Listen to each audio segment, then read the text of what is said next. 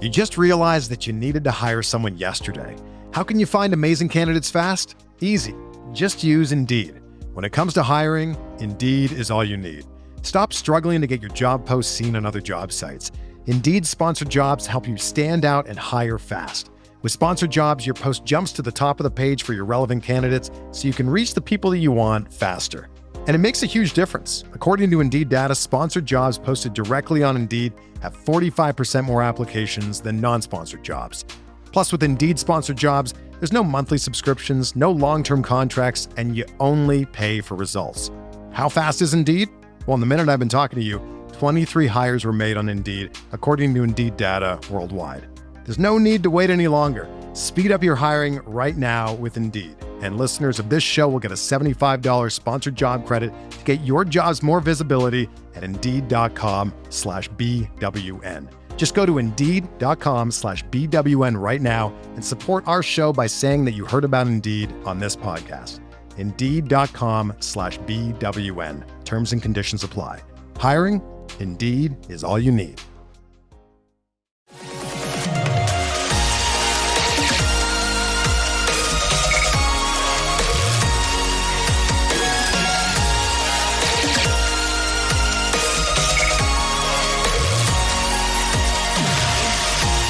And away we go, episode 1093 of the Al Galdi podcast. It is Thursday, June 12th, 2025. It is the third and final day of the Commanders' 2025 mandatory minicamp. This is the final day of the team's 2025 offseason program. This, in many ways, is like the last day of school. Few feelings in life are better than the feeling on the last day of school, right? Well, that is what this day is like for Commanders players. This also is the day after we learned that Commanders quarterback Jayden Daniels, per the NFL Players Association, is number 4 among all NFL players in, quote, sales of officially licensed player products, end quote, for the period of March 1st, 2024 through February 28th, 2025. Number 4. How do you like that? JD5 for the NFLPA, number 4 among all NFL players in, quote, sales of officially licensed player products, end quote, for that period of March 1st, 2024 through February 28th, 2025. JD5, money on the field and money off the field. Hello and welcome to this Thursday installment of the Al Galdi podcast. Well, not all developments for the Commanders on Wednesday were good. Receiver Noah Brown carted off the field during Wednesday afternoon's minicamp practice. A specific injury unknown, severity of injury unknown. We hope for the best, but you got to wonder, did the Commanders on Wednesday afternoon lose their expected number 3 receiver to serious injury? Next segment, we'll get into that. Also, next segment, I'll examine the 2 other big items from day 2 of the Commanders' mandatory minicamp. The team signing safety and special teams ace Jeremy Reaves to a 1-year contract extension, and cornerback Marshon Lattimore doing a post-practice press conference during which he revealed that he, due to his troublesome hamstring, never truly felt like himself last season. And then the following segment, more Commanders conversation, reaction to key comments from head coach Dan Quinn, including how the team is approaching things with its new-look defensive line, whether the team benefits from having so many players entering contract/pseudo-contract seasons, and how Quinn feels about NFL players being allowed to participate in flag football at the 2028 Olympic Games in Los Angeles. Should you want Jayden Daniels participating in flag football in the 2028 Olympics? Well, like Jayden Daniels, also from California, is Commanders linebacker Bobby Wagner. He on Wednesday afternoon did a post-practice press conference during which we had this back and forth between 7 News DC sports director Scott Abraham and Wagner. Bobby, I know you took some time at the end of the season to figure out what you wanted to do. You decided you wanted to come back. Why ultimately did you want to come back for another year here in Washington? The players, really. The coaches. When you create a relationship with people, and not just the players but the coaches and, like I said, the city, this was a very, very fun time. And you could feel it, through that playoff run, through the end of the season, you could feel that energy, and, I think it would be really cool to bring a championship here, and I want to be a part of that. This is year 14 for you in the NFL. What keeps you motivated? What keeps you hungry? Greatness, man. I want to be great. I think, the thing that's been dope is the players, the people that I play with, the coaches. They make it fun to come to work every day. And, I want to win for them, and I want to continue to be successful with them, not just by myself. Bobby, go ahead. A lot of returning pieces offensively, defensively, and the coaching staff to have that continuity back again, to kind of run it back again. What can that do overall just from a team aspect? I think it's another year, under the same system, with the same teachers, with the same players. And I think, that puts us further than where we were at last year. I think that's something you can be excited about, you can build on. And I like where we're at compared to where we were at last year. All right, good to hear from Bobby Wagner. Lots of Commanders conversation coming up shortly. Also on the show, I'll talk Nationals and Orioles. The Nats, they on Wednesday night lost their fourth consecutive game, a 5-0 loss at the New York Mets, who in MLB's 2025 regular season now are a Major League best 44-24. The O's, they on Wednesday evening stomped the Detroit Tigers 10-1 at Oriole Park at Camden Yards, dropping the Tigers from atop the MLB standings, although the Tigers for this regular season still are an American League best 44-25. You can hit me up on X at Al Galdi. You can email me, the Al Galdi podcast at yahoo.com. Email from Scott Welch in Fairfax, Virginia on the Commanders logo. Right, Scott? Al, still haven't missed an episode. I emailed you a couple of years ago about the name Spartans being the favorite in the Commanders rebrand, according to one website. Then I said that Spartans could be a way to get the spear helmets back into the brand without referencing Native American imagery. Well, did you see the Commanders media day image of Jaden Daniels holding a spear in a Greco-Roman chamber? Obviously, we know that Commander seems to be the name going forward, and I am coming around on the name, but I think we may be seeing a teaser for a Spartan/Trojan/Roman-inspired spear on a throwback helmet. What say you, Al? For the fans. Thank you for that, Scott.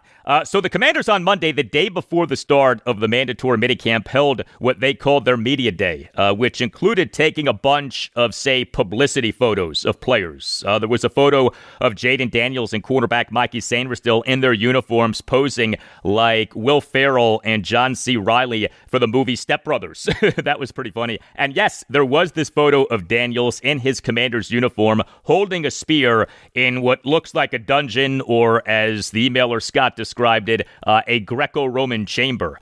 And yes, the Redskins in the 1960s had a helmet with a spear with a feather on each side of the helmet. We have talked about the potential for the Commanders to wear a retro uniform that pays homage to Redskins in some way. The deal is that if the name Redskins truly is wrong and the Redskins logos truly are wrong, then using the name or wearing any logos of the name in any way, even in a throwback scenario, by logic, should be wrong too, right? It makes no sense to be able to use a Redskins logo for one game, but still maintain that that imagery is offensive. If you can use a logo for one game, then you should be able to use the logo all of the time. And so the Pandora's box that would be opened by the Commanders, even for one game, wearing a retro uniform that pays homage to Redskins, is why personally I'm not holding my breath on the team wearing a retro uniform that pays homage to Redskins. And while there were hopes that the team this offseason would announce a uniform change, that seemingly is not happening with how late into the offseason we now are. However, I will say this. Darren Thacker, he is the chief of staff for United States Senator Steve Daines, a Republican representing Montana. Senator Daines is the senator who advocated for the late Walter Blackie Wetzel of the Wetzel family and the Blackfeet tribe of Montana, of the Wetzel family, a Native American family that played a big-time role in the design of the Redskins logo of the proud Native American warrior. Darren Thacker follows me on X. As he describes it, he was raised along the Chesapeake Bay, and he recently on X has been responding to some responses that I've received. Darren, in a post on X this past Tuesday morning, wrote this, quote, "Regarding corporate sponsors, we shared history of Blackfeet logo with 10 to 12 major NFL sponsors.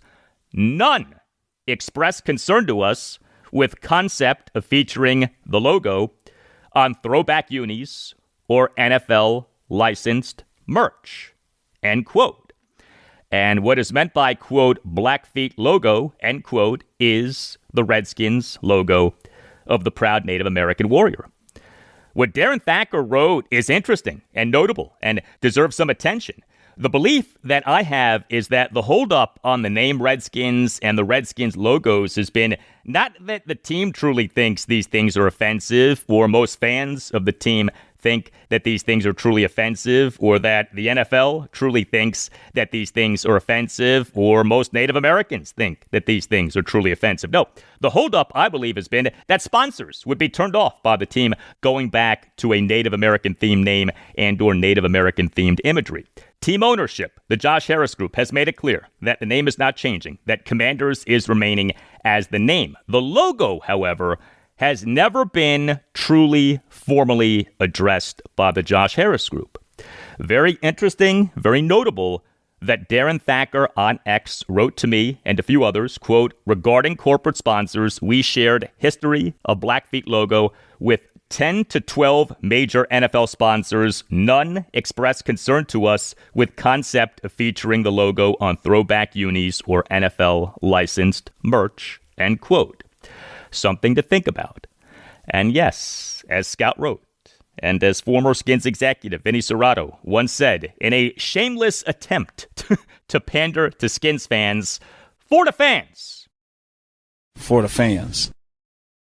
That is correct, Vinny, for the fans. Up next, we discuss Day 2 of the Commanders' 2025 mandatory minicamp. You just realized that you needed to hire someone yesterday. How can you find amazing candidates fast? Easy. Just use Indeed. When it comes to hiring, Indeed is all you need. Stop struggling to get your job posts seen on other job sites. Indeed sponsored jobs help you stand out and hire fast. With sponsored jobs, your post jumps to the top of the page for your relevant candidates so you can reach the people that you want faster. And it makes a huge difference. According to Indeed data, sponsored jobs posted directly on Indeed have 45% more applications than non-sponsored jobs. Plus, with Indeed sponsored jobs, there's no monthly subscriptions, no long-term contracts, and you only pay for results. How fast is Indeed?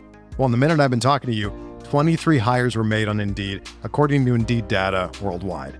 There's no need to wait any longer. Speed up your hiring right now with Indeed. And listeners of this show will get a $75 sponsored job credit to get your jobs more visibility at Indeed.com/BWN. Just go to Indeed.com/BWN right now and support our show by saying that you heard about Indeed on this podcast.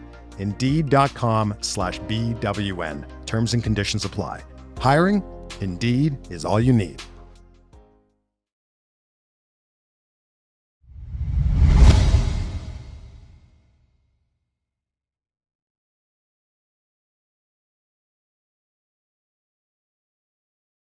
Hey, please consider subscribing to the podcast. If you're not already doing that, subscribing to the podcast costs nothing. Make sure that you never miss an episode and helps out the podcast a lot. And if you're already subscribing, thank you.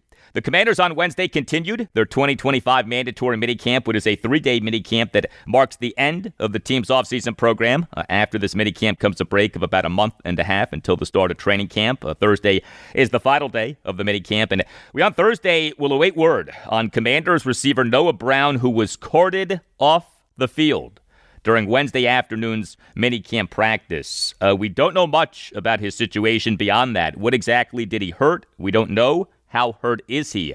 We don't know. But obviously, a player being carted off the field is never good. And Brown has a substantial injury history, including missing considerable time last season, his first season with the Commanders. So the Commanders this past December 14th announced having put Brown on the reserve/injured list due to a kidney injury, and he ended up being done for the season. I don't want to do a whole big thing on Brown right now without knowing what exactly the deal is, so we shall hope for the best. All the best to Noah Brown.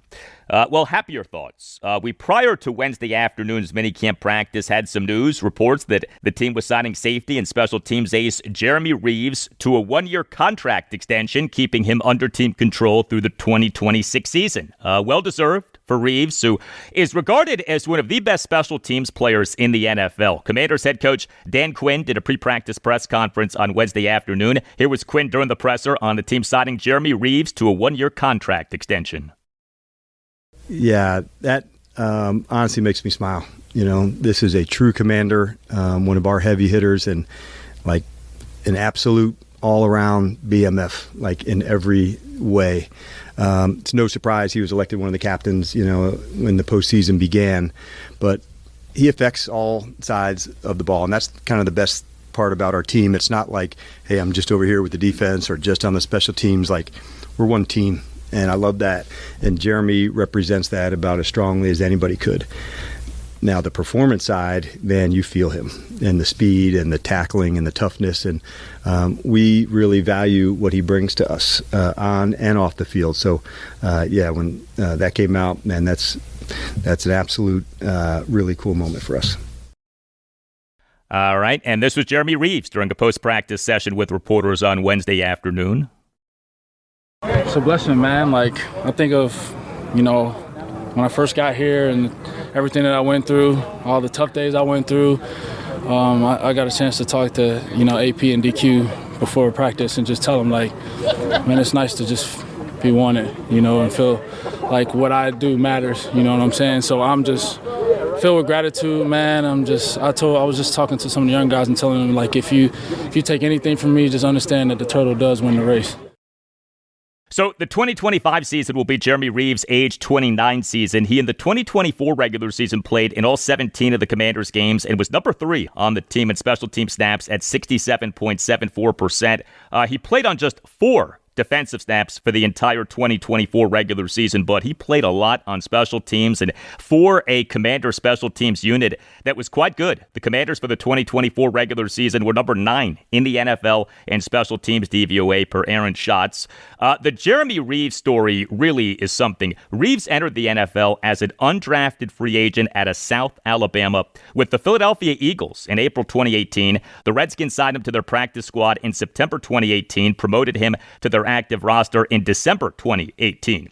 Reaves was cut by Washington, and it's cut down to 53 for each of the next 3 seasons, 2019 through 2021, but was signed back to the practice squad to begin each regular season. But he made the Commanders' initial 53-man roster for the 2022 season. The 2 Jeremy Reaves seasons that especially stand out, the first is 2020. Washington on October 27th, 2020, promoted Reaves from the practice squad to the active roster as the corresponding roster moved to putting safety Landon Collins, remember him, on the reserve/injured list due to a ruptured Achilles tendon.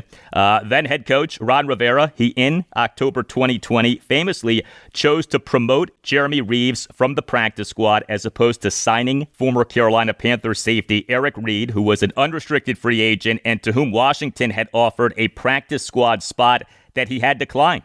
Said Reid to the Associated Press, quote, "I just don't think playing on the practice squad is reflective or indicative of my career," end quote. Eric Reid has not played in the NFL since then, and Jeremy Reaves in the 2020 season started each of Washington's last 3 regular season games and started the team's playoff game, the 31-23 loss to the Tampa Bay Buccaneers at FedEx Field in the wild card round of the NFL playoffs. So Washington's 2014 win at the Philadelphia Eagles on Sunday Night Football in Week 17 of the 2020 regular season to clinch the NFC East in the famous game that the Eagles tanked. Reaves in that game played on 100% of Washington's defensive snaps and had an interception. He on the first offensive drive for the Eagles with former Skins quarterback Nate Sudfeld in at quarterback had a fourth quarter 3rd and 6 interception. And Reaves in the playoff game had a blocked extra point. He blocked kicker Ryan Succop's extra point attempt that followed quarterback Tom Brady's first quarter 3rd and 3 36-yard touchdown bomb to receiver Antonio Brown, keeping the Bucs lead on Washington at 9-0. And then Jeremy Reaves in the 2022 season had maybe the most decorated special team season that any Washington player has ever had. Reaves, as the 2022 season went on, became known as All-Pro Revo. Reaves on December 21st, 2022, was named to the NFC Pro Bowl team as its special teamer. Reaves on January 11th, 2023 was named one of 2 core teamers on the NFL Players Association's first ever Players All-Pro First Team. Reaves on January 13th, 2023 was named to the Associated Press's All-Pro First Team as its special teamer. And Reaves on January 23rd, 2023 was named to the Pro Football Writers of America's All-NFL Team as its special team's ace. And now Reaves has signed a 1-year contract extension with the Commanders, keeping him under team control through the 2026 season, what would be his 9th season with Washington. Not bad for a guy initially signed by the team in September 2018 and to the team's practice squad. Jeremy Reaves, a true NFL survivor, a special teams warrior. And then another big Commanders item from Wednesday was quarterback Marshon Lattimore doing a post-practice press conference on Wednesday afternoon. Lattimore did not attend any of the Commanders' offseason program until this mandatory minicamp. He, to me, is the single biggest wild card on the Commanders' defense this coming season. If he plays as he can play, then this secondary can be really good. If he doesn't play well and or is hurt a lot, then this secondary could be in trouble. Lattimore, being acquired by the Commanders via trade last November 5th, what was 2024 NFL trade deadline day, was with the team for a total of 11 games, 8 regular season games and 3 postseason games. He, due to a troublesome hamstring, played in just 5 of those games, 2 regular season games and all 3 postseason games, and the play was not good enough. Him struggling against Tampa Bay Buccaneers receiver Mike Evans and Philadelphia Eagles receiver A.J. Brown last postseason was rough, and Lattimore has a substantial injury history. He came to the Commanders having played in just 24 of a possible 43 regular season games since the start of the 2022 season. How's he doing? Where's he at? Here was some of the Marshon Lattimore post-practice presser on Wednesday afternoon. Last year you battled some injuries. How do you feel this year? Obviously you look pretty good out there right now. I feel good. Just getting a full off season to get healthy. I feel great. I've been working a lot, trying to keep being in shape, getting better shape than I was obviously last year, dealing with an injury. So, I feel good. What type of difference do you just notice, the nuances of just being out there? Anything specific that you really can feel a difference compared to last year? Just the burst, just getting out my breaks and all that. And I was dealing with hamstring, that take a lot out of you, and it take a long time to heal. And I was just trying to battle through that. But now, since I got a full, off season, I just feel great. I feel explosive and all that. So, Marshon, did you ever feel like yourself even when you were playing last year? Not really. I feel a little timid, just not like physically, not mentally like timid, but I could tell in my game when I watch film, I could tell how I'm stepping. I look timid, in my game, and now, just being out there for these past 2 days, I feel way better than I did last year. Was it frustrating for you to be in a new spot and not feel like yourself? Did you feel like you had to press? Yeah, because I just wanted to prove that, they made the right decision, obviously. So I just wanted to get out there and show what I can do, but, I was hurt. But I don't want to make excuses, so I was out there, so I was out there. If I was good enough to play, I can be evaluated on that. So, it is what it is. I just want to get out there this year, show what I can do. So Marshon Lattimore saying that he last season never really felt like himself due to that hamstring injury. That's actually good news because it has been frightening to think that the Lattimore who we saw last postseason is the true Lattimore. I am rooting for the guy. I do think that he can be a really good player for the Commanders. I'm not giving up on that trade, but obviously he needs to show that he can be a really good player for the Commanders. Hey, if you want a really good party or a really good family reunion or a really good wedding or a really good corporate gathering and aren't sure where to start or what to do, no worries. Visit cateringbyuptown.com and make sure that you mention that Al Galdi sent you. Catering by Uptown is run by the Pereiras, who are great Commanders fans and loyal supporters of this podcast. Catering by Uptown provides both great service and a great price. Catering by Uptown is a family business, and it specializes in handling everything so that you don't have to.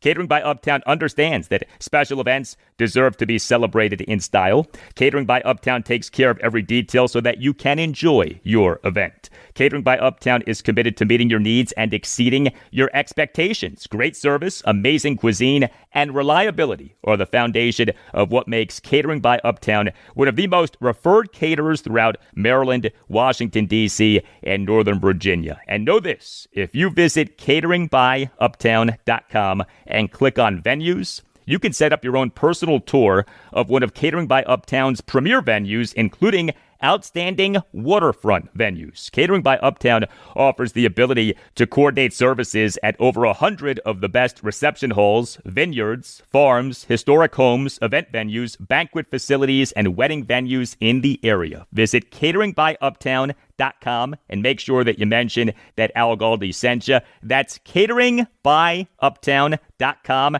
and make sure that you mention that Al Galdi sent you.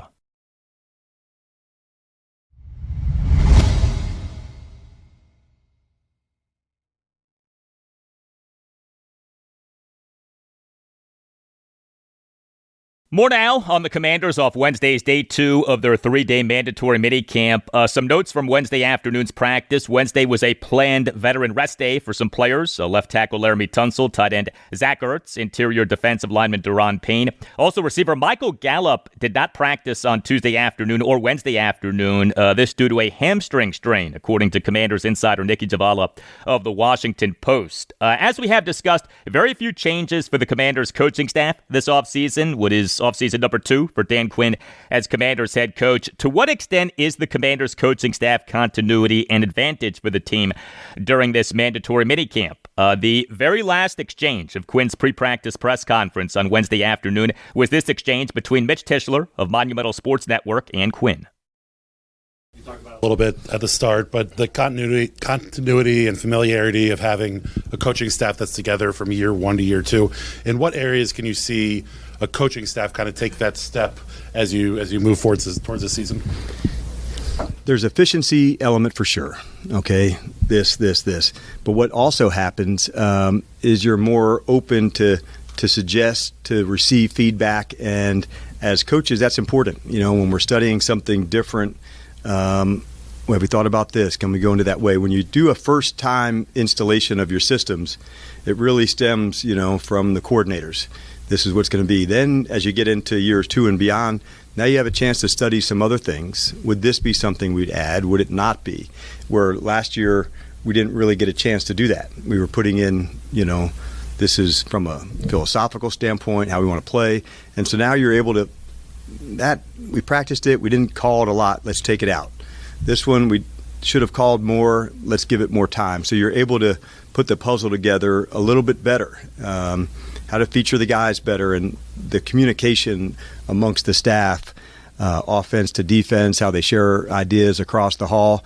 Those are things that probably don't fully develop until you're together a year and you've been through the good times, the tough days, and then you're able to share more information. So that was one of our goals going into the off season. Could we elevate ourselves to help the players? And to a man, these coaches have really nailed that piece, and so that's why we're excited for the camp. This is kind of the culmination of that, and then our times together are intense, and we'll need the break too. Before we come back, much like the players do. When we're here, it's kind of go, and you're hitting it hard, and so we'll need that time to recharge and get ready as well. Yeah, hard to quantify the value of the Commanders coaching staff continuity, and of course, the continuity doesn't mean much if the coaches aren't any good, but we do believe that these coaches are good, and you got to think that there is some benefit to this continuity. So that was the last exchange of Dan Quinn's pre-practice press conference on Wednesday afternoon. The very last exchange of Dan Quinn's pre-practice press conference on Tuesday afternoon involved him revealing some things about how the team is doing things with its revamped defensive line. The exchange was between Donna Hopkins of Pro Football Plus and Quinn. Here you go.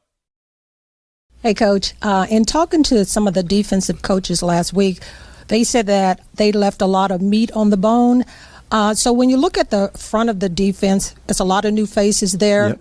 Are you seeing them mash together in this early stage? Yeah, no, it's a good question. And one they've been very intentional about, even in the meetings times where there's so many times the front seven are all together, whether it's linebackers or D-line, all of them kind of doing things together. I like the way that Joe has split up a lot of the teaching, even in a walkthrough setting. This is the blitz package. It's all going together. These are the run game.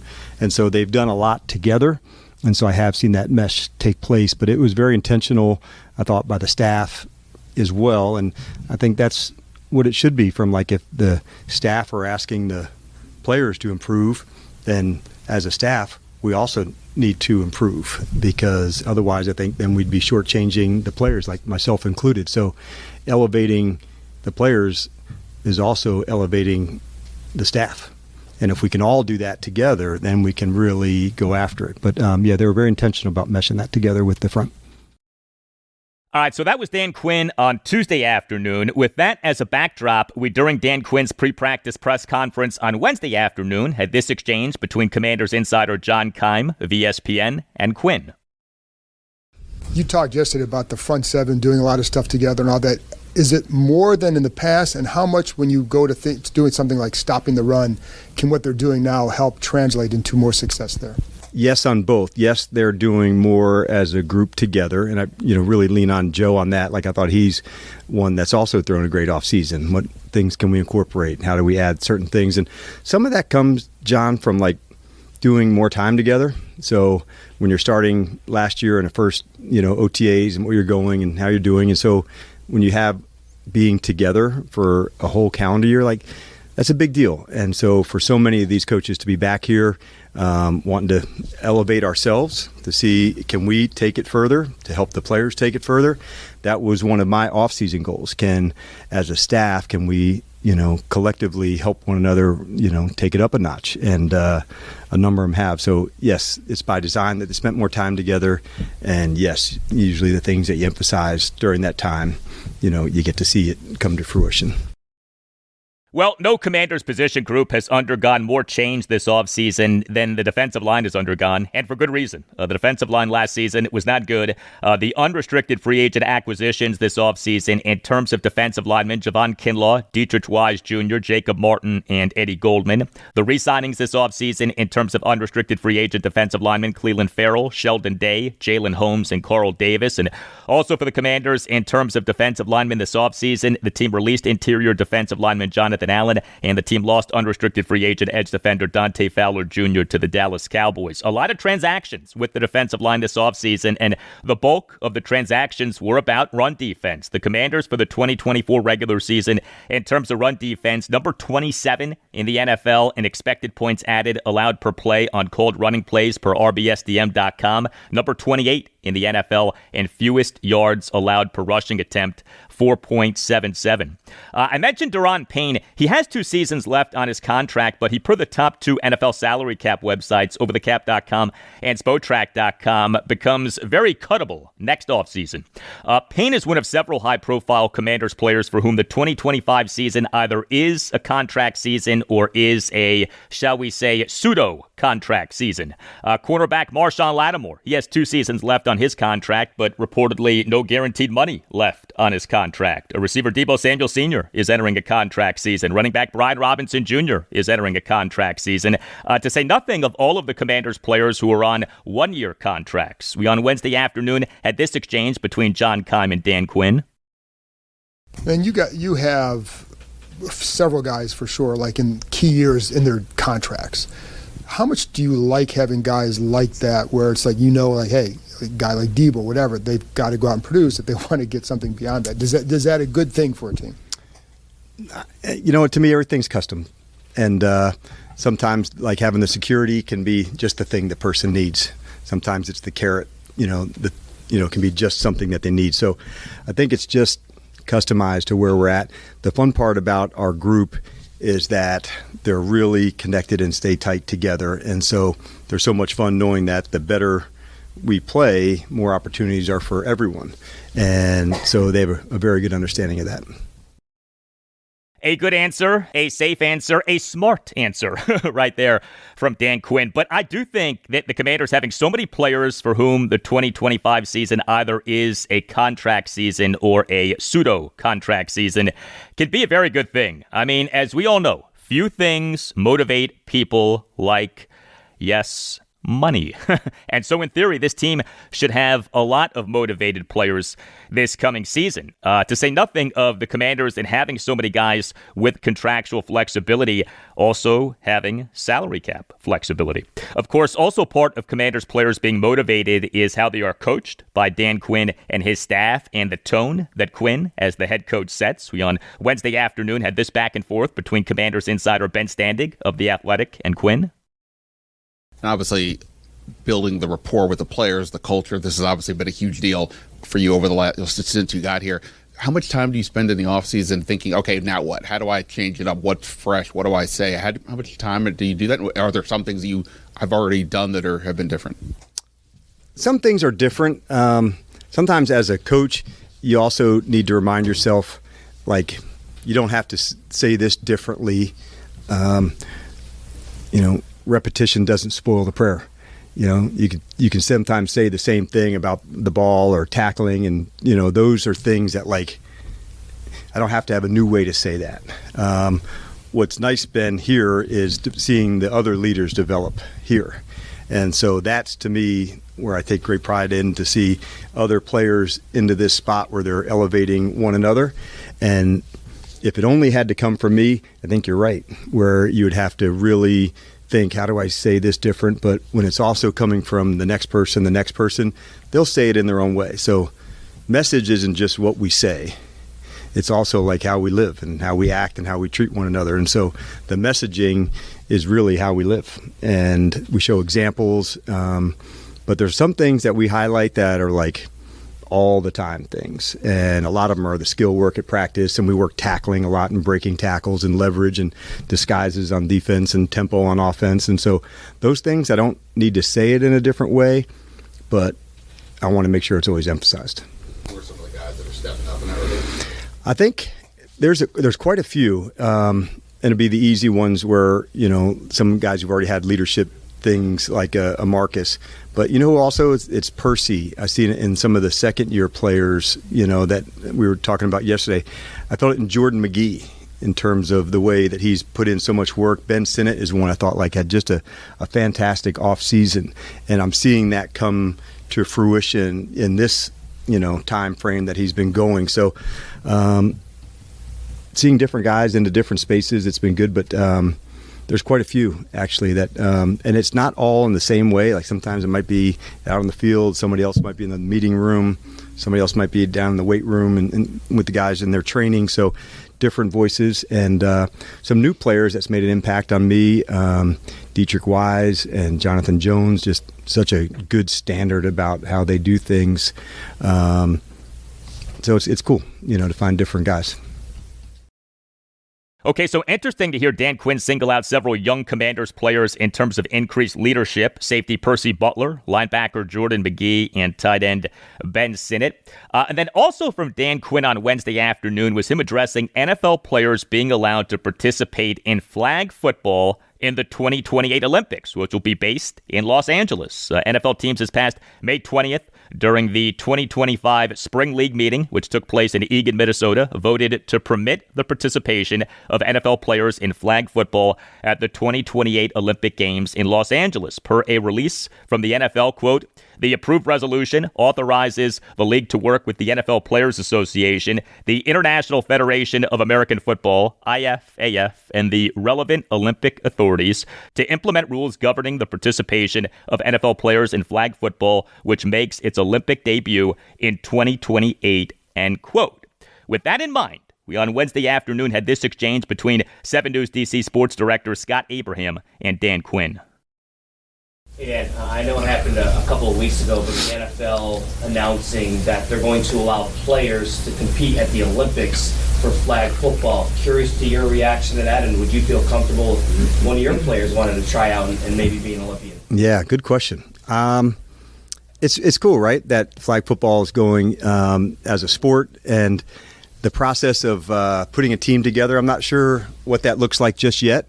But I think it's really important, that it goes well and they find the right thing. It's not the same exact game that they play, but there are a lot of really good candidates. So it'll be interesting as we get closer of who wants to do it and how they go about the selection process of the first flag football team. So I think it'll be cool for sure. But the way they're going to go about it, I don't know. But yeah, for sure I'll be watching. All right, so let's just get right to the heart of the matter. Commanders quarterback Jayden Daniels. He is from California. He is a young superstar NFL quarterback. His skill set certainly would seem to translate quite well to flag football in the Olympics. Will he play in the 2028 Olympics? Should he play in the 2028 Olympics? What we just heard from Dan Quinn was a politically correct answer, but as you may have noticed, Quinn did not answer the second part of Scott Abraham's question. The second part was, would you feel comfortable with one of your players playing in the Olympics? And I'm guessing that the reason that Quinn did not answer that part of the question is because the answer is no. Heck no. Quinn doesn't want one of his players, especially Jayden Daniels, playing in the Olympics. Imagine Daniels playing in the Olympics and, God forbid, tearing an ACL or suffering some other serious injury. And yes, that's unlikely, but it is possible. Why would you as the Commanders want to take that risk? Jaden Daniels becomes contract extension eligible in the 2027 offseason. Imagine him getting injured playing in the 2028 Olympics off having signed a mega money contract extension with the Commanders in the 2027 offseason. How much of a nightmare would that be? And again, him suffering serious injury playing flag football in the Olympics would be unlikely, but of course would be possible. Why take that risk? I don't think for a second that NFL teams truly want key players, especially quarterbacks, playing flag football in the 2028 Olympics. And personally, I get where the Commanders are coming from if, in fact, they do not want Jaden Daniels playing flag football in the 2028 Olympics. We all care about our country, right? I think most of us support our country, but we support our NFL team too. And our NFL team finally has a superstar QB1. We need to do all that we can to keep him healthy, and if he's going to get hurt, at least have him get hurt playing for the team in an NFL regular season or postseason game as opposed to playing flag football in the Olympics. But this bears worth watching. Jaden Daniels and other key Commanders players, are they candidates to play flag football in the 2028 Olympics? Do they want to play flag football in the 2028 Olympics? Yo, it's D-Lo. I'm partnering with Ro.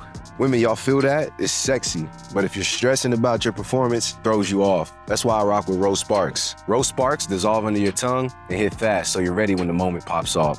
You feel like a superhero and satisfying your partner. That's key. Rose Sparks help you last longer, stay fuller, and keep the whole vibe right. With Prescribe, new patients get $15 off their first order. Hit up ro.co/backyard and to see if Rose Sparks are right for you. That's ro.co/backyard and see if Rose Sparks are right for you. Compounded drugs are permitted to be prescribed under federal law, but are not FDA approved. Do not undergo FDA safety effectiveness or manufacturing review. For full safety information, go to ro.co/safety-info. You just realized that you needed to hire someone yesterday. How can you find amazing candidates fast? Easy. Just use Indeed. When it comes to hiring, Indeed is all you need. Stop struggling to get your job posts seen on other job sites. Indeed sponsored jobs help you stand out and hire fast. With sponsored jobs, your post jumps to the top of the page for your relevant candidates so you can reach the people that you want faster. And it makes a huge difference. According to Indeed data, sponsored jobs posted directly on Indeed have 45% more applications than non-sponsored jobs.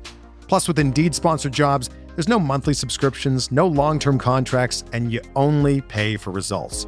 How fast is Indeed? Well, in the minute I've been talking to you, 23 hires were made on Indeed, according to Indeed data worldwide.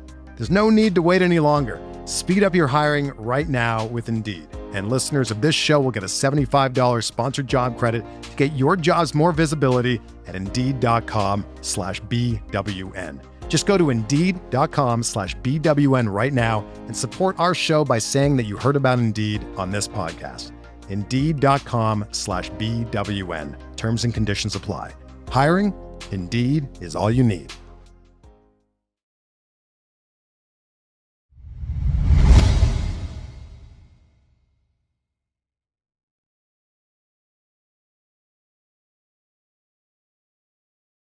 Well, the best pitching team in MLB in its 2025 regular season now also is the best team in MLB this regular season, and the Nationals on Wednesday night got shut out at this team. A 5-0 loss at the New York Mets in Game 2 of a 3-game series. The Nats now have lost 4 consecutive games and now in this regular season are 30-37. The Mets in this regular season now are an MLB best 44-24 with an MLB best team ERA of 2.82. Think about that. A team ERA under 3. The Nats team ERA, in case you're curious, is 4.89. And the Nats now, since scoring at least 9 runs in each of 4 consecutive games, have totaled a mere 15 runs over 9 games. The Nats on Wednesday night scored no runs, totaled just 6 hits, worked no walks, and went 1 for 4 with runners in scoring position. The 6 hits were a double and 5 singles. Mets starting pitcher David Peterson tossed a 6-hit hit shutout with 6 strikeouts versus no walks. 4 of the Nats' 6 hits came from just 2 players. So James Wood, he is the Nats starting left fielder and number 3 batter, went 2 for 4 with 2 singles. And Luis Garcia Jr., he is the Nats starting second baseman and number 8 batter, went 2 for 3 with a double and a single. And that was essentially it for the Nats offense. So the Nats starting pitcher in this 5-0 loss at the Mets on Wednesday night was Jake Irvin. He allowed 4 runs in 5 innings. He gave up 5 hits, 4 of which were extra base hits. He gave up 2 home runs and 2 doubles. He issued 3 walks and a hit by pitch. He recorded 4 strikeouts. He threw 100 pitches, 61 strikes versus 39 balls. So Irvin in the bottom of the 3rd gave up a 2-out 2-run homer by ex-Nat Juan Soto to right field for a 3-0 Mets lead. The homer went a projected 408 feet per StatCast as Soto homered for a second time in as many games in this series so far. And Irvin in the bottom of the 5th gave up a leadoff opposite field home run by Brandon Nimmo to left center field for a 4-0 Mets lead. Jake Irvin now for this regular season, 14 starts, ERA of 4.21, whip of 1.25. He now, over his last 3 starts, has allowed 13 runs in 15 innings. Here was Nats manager Davey Martinez during his postgame session with reporters on Wednesday night on Jake Irvin, and then you'll hear a follow-up exchange. Yeah, it's just he's got to we got to get him back on the fastball. We talk about it all the time. He's relying a lot on his breaking ball, and his breaking ball got hit today. His curveball was the one that got really hit today. His fastball when he gets to the plate, we talk a lot about him yanking the fastball, but when he gets to the arm side, it's really effective. So we got to get him back using his fastball, in situations. It looks magnified because we didn't score any runs. That's the big picture. But his line wasn't horrible. It wasn't. Just the balls that were hit hard, and they were hit for homers.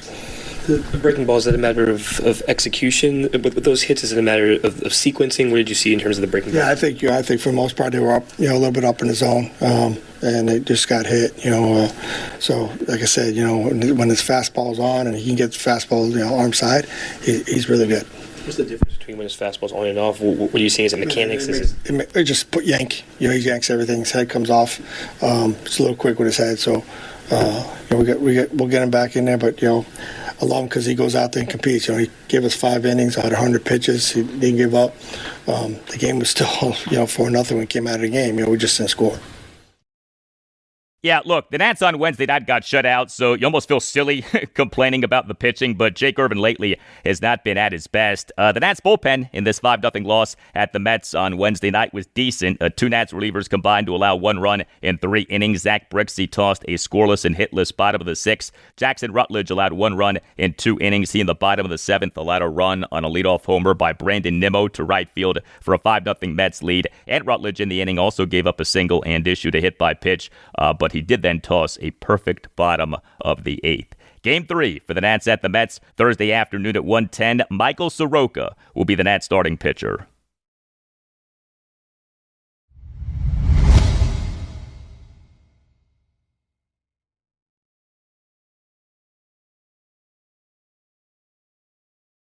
So the Orioles began their oh-so-disappointing 2025 regular season with a 12-2 win at the Toronto Blue Jays on March 27th. That had been the only game in which the O's scored at least 10 runs this regular season until Wednesday evening when the O's routed the best team in the majors. A 10-1 win over the Detroit Tigers at Oriole Park at Camden Yards on Wednesday evening in Game 2 of a 3-game series as the O's, Joe Angel, were back in the win column. And the Orioles again in the win column. Yes, Joe, the win column. The O's in MLB's 2025 regular season now are 27-39. Third worst record in the American League, but the O's now are 11-5 over their last 16 games. The Tigers in this regular season now are an American League best 44-25. What was funny about this game is that the O's led 2-1 going into the bottom of the 7th, but they then scored a run in the bottom of the 7th and 7 runs in the bottom of the 8th. And the O's for the game ended up totaling 10 runs, 16 hits, and 4 walks, and went 4 for 16 with runners in scoring position. The 16 hits were 2 home runs, 4 doubles, and 10 singles. 7 of the Orioles' 9 players in the team's lineup each had exactly 2 hits. Jordan Westburg, he in his second game back from the 10-day injured list, homered for a second consecutive game. How nice is it to have him back? Westburg is the Orioles' starting DH, and number 5 batter went 2 for 4 with a 3-run homer, a double, and a walk. Westburg in that Orioles 7-run 8th had a 2-out, 3-run homer to left field for a 10-1 Orioles lead. Here was Orioles interim manager Tony Mansolino during his postgame press conference on Wednesday night on Jordan Westburg. Westburg, 2 days, 2 home runs, some of the best pitching in the big leagues, and a bullpen right there too over the last couple of days for Westy that they kind of had our number last year at the end of the year. I think we all kind of lived through that, and then earlier in Detroit this year. So really good signs of Westy. You're talking about like rehab stints and when's the right time to bring him back. I think we probably got that one right so far. Yeah, the O's really missed Jordan Westburg. He, for last regular season, was number 3 among all qualified Orioles players in OPS Plus at 128. Also on Wednesday evening, Gunnar Henderson, he is the Orioles starting shortstop and number 3 batter, went 2 for 3 with an RBI single, another single, 2 walks, and a stolen base. Adley Rutschman, he is the Orioles starting catcher and number 2 batter, went 2 for 4 with a double, a single, and a walk. Cedric Mullins, he is the Orioles starting center fielder and number 8 batter, went 2 for 4 with an RBI double and another double. And Jackson Holliday, he is the Orioles starting second baseman and number 1 batter, went 2 for 5 with 2 singles and a stolen base. Those 4 guys are the Orioles numbers 2 through 5 batters in terms of qualified Orioles players in OPS for this regular season. Henderson is number 2 at 783. Mullins is number 3 at 771. Holliday is number 4 at 759. And Rutschman is number 5 at 697. Those numbers are creeping up. Good to see that. The Orioles starting pitcher in this 10-1 win over the Tigers on Wednesday evening was Zach Eflin. He was good again. He allowed 1 run in 6 2/3 innings with 5 strikeouts versus 1 walk. He gave up 5 hits, which were a double and 4 singles. He threw a lot of strikes, 86 pitches, 61 strikes versus just 25 balls. So Zach Eflin now for this regular season, 9 starts, ERA of 4.08, but whip of 1.09. 36 strikeouts versus just 7 walks. The ERA is inflated by bad starts on May 18th and May 24th, but he otherwise has been good, and that strikeout to walk ratio of better than 5-1 is very good. Eflin was on the 15-day injured list April 9th, retroactive to April 8th to May 11th due to a right lat strain. Here was Tony Mansolino during his postgame press conference on Wednesday night on Zach Eflin.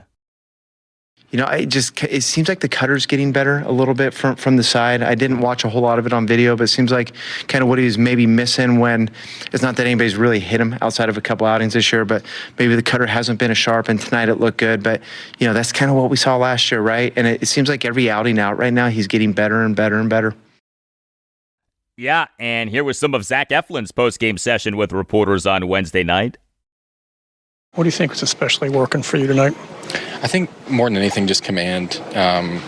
Pretty much trusted every pitch I was throwing. Adley called a great game, and really just following the game plan that we put together going into this game. And but hats off to Adley because he called a great game, and execution was there tonight. Zach, you doubled your changeup rate tonight from your season average, and you've really used that pitch a lot more since the Nationals outing. Can you talk a little bit about that pitch and why you decided to throw it a bunch tonight and what it's done for you to your repertoire? Yeah, I think it's more so mixing it in more. It's been feeling really good out of the hand recently.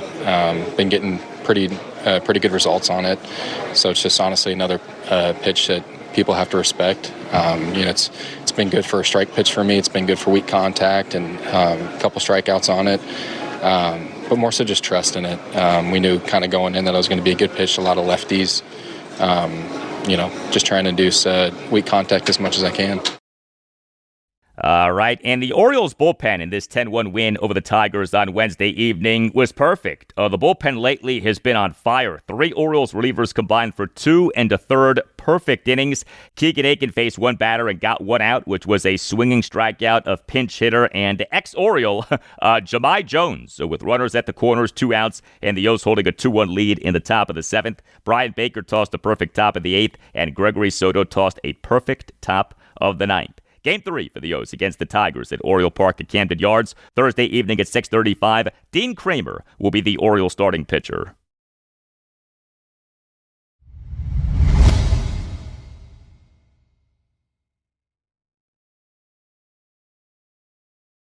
And that'll do it for you and me for now. Keep the feedback coming. You can hit me up on X at Al Galdi. You can email me the Al Galdi podcast at yahoo.com. Friday's show, episode 1094. We'll have much more on the Commanders, as Thursday is the third and final day of their 2025 mandatory minicamp. And on Friday's show, we'll talk Nationals and Orioles. The Nats are at the New York Mets Thursday afternoon at 1:10 in Game 3 of a 3-game series. The O's are home to the Detroit Tigers Thursday evening at 6:35 in Game 3 of a 3-game series. Have a great rest of your Thursday, and I'll talk to you on Friday.